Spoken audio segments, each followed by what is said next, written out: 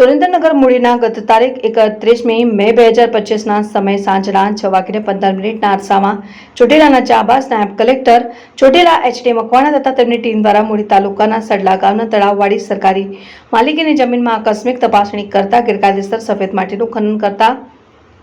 વાહનો જપ્ત કરવામાં આવેલ, જેમાં 3 dumper, 1 Hitachi machine, 4 mobile phone મળી કુલ કિંમત ₹2,50,000નો મુદ્દા માલ જપ્ત કરી મામલતદાર કચેરી મૂડી ખાતે ખસેડવામાં આવેલ.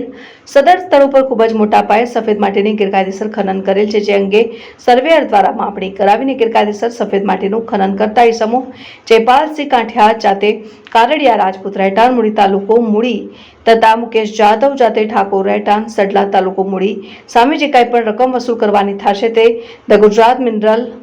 Prevention of illegal mining, transportation and storage rules 2017ના નિયમોના